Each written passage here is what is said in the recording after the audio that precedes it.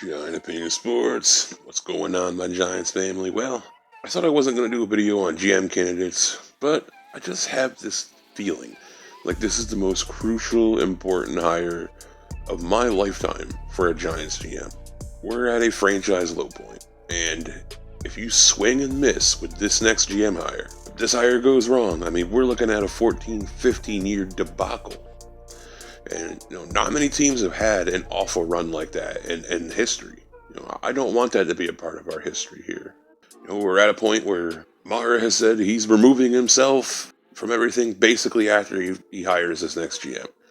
That tells you all you need to know with the way things have been run here. So at this point, I mean, forget the head coach. That's obviously important, but you see the end result when you don't have the right GM in-house. So I want to preference some of the things I'm about to say by saying, whoever the Giants hire, I'm going to support 100%. Now, I have preferences, but it honestly doesn't matter. Once a decision is made, it doesn't matter what my preferences are.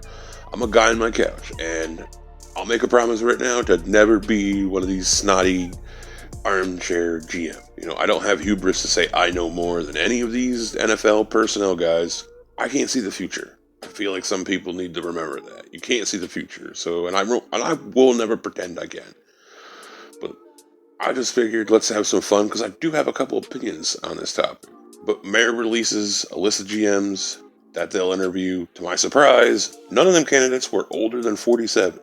Now, I'm not going to run through them all because, I want to focus on a guy that I would love for this job. He's not on this list. But at the same time, I don't think this list is an end-all, be-all. And before I talk about Scott Pioli, I want to give my take on the candidates as a whole.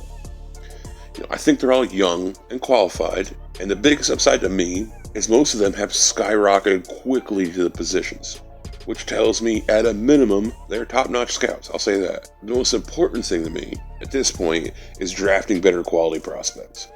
We drafted good players here, but I think we've just been devoid of high-end, superstars. I can even handle less hits overall for a few superstars here on this team. Second thing I like with these GMs on the list is the NFL, kind of just to say the NFL hasn't passed them by. They're up with the times.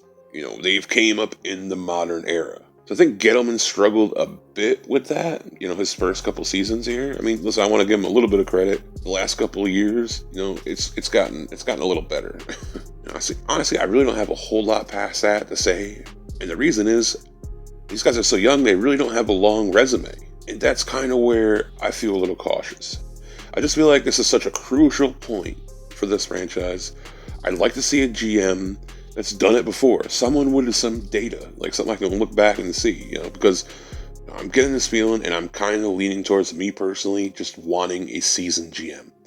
I'd also love somebody like John Dorsey. He's shown he can go to a team in shambles basically and build a winner. Maybe not a Super Bowl, contender, but at least, get a team built to a point where they can start winning and get in a better position where you're not backed into a corner and you have no choice but to hit on your draft picks, or you're going to have a disastrous season.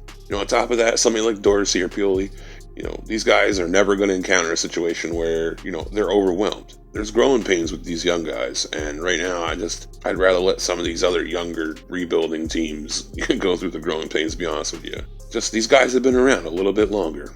And with being around longer, you form more relationships, with coaches over the years. Like John Dorsey, he was in Kansas City.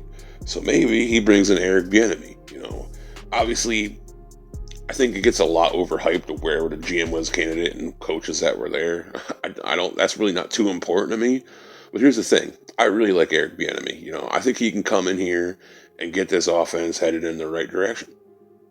And honestly, it's well overdue. The man deserves a job. It's ridiculous he's not a head coach at this point. So, listen, I'm just thinking out loud here so you guys can see what, so you guys can kind of get a glimpse of my thought process. Because honestly, we're in such a weird place. I don't really have a definite answer on anything.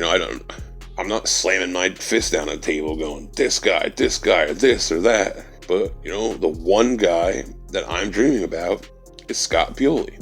And the thing is, I just love the dude's football IQ. First of all, he's a 3-time Super Bowl champion. He's lost Super Bowls, but he's been to more. This dude even got the Falcons to the Super Bowl. I mean, that should count as 2 Super Bowl wins in New York. And his resume is there. I mean, in the early 90s, he stepped into the Browns. He straightens out that team. And they were very similar to us at the moment. Bernie Kosar got old. They're having horrible seasons. Had very little talent. And he turns them around. Now, they moved to Baltimore. First season, he kind of sent them down the path to where they headed for the one of the greatest defenses of all time. You know, he steps in, drafts Ray Lewis, Jonathan Ogden. And on top of that, then after that, he goes to the Jets in the late 90s. And, they didn't win no Super Bowls or nothing, but that was a really good team. He built a great offensive line there. And the roster as a whole was really good. Santana Moss had great receivers. That team was so good, Vinny Testaverde was in the playoffs every year. After that, he goes to New England. That's probably where his legacy's biggest because, early 2000s, he helps, Belichick build the dynasty. Listen, here's the thing. It goes on and on. The data is there. Kansas City, Atlanta Falcons, I would just love for him to come in here, man. I think it would be a Parcells-esque hire. Like, the guy wins everywhere he goes. He's got relationships in the building here. He's got relationships everywhere. The guy knows everybody, Because here's the thing. Like, I'm sorry. I don't believe Mara is going to hire a GM that's a complete stranger. Like, I believe he's going to hire someone who has a relationship with someone in the building. Now, I'm not saying that as a bad thing. I'm not saying it in a condescending way. If you pulled everybody together in his team, and that work in the front office here, you probably got connections with 60-70% of the NFL. It's a small world. There's only 32 teams. Listen, the whole Scott Pioli thing, it probably won't happen here, but, listen, American dream, right? I mean, but if you're interested in Scott Pioli, and you got about an hour to kill, there's an awesome interview he did with Banks and Bob Papa over on Banks' YouTube channel. Now, the channel is called Believe, but it's spelled B-L-E-A-V. They have an awesome conversation. And, it's just pretty much all the behind-the-scenes stuff, locker room dynamics. They touch on a lot of the stuff that's just cool to hear if you've never been on a football team. A lot of stuff about culture as well. I just loved it, and I promote it, so it is a video that's a couple months old, so I don't know if you'd have a hard time finding it. But listen, again, I'm no expert here. If I'm John Mara, that would be my favorite. Like, he'd be on the top of my list. The Giants grab one of these young guys, I'm just as in. I have to believe all them guys are a universe ahead of me when it comes to, football knowledge. But here's the thing. I'm a 3-year guy. Like, I need 3 seasons before I can even start to evaluate some of the moves. So I'm going to be patient. It doesn't mean I'm not going to be critical.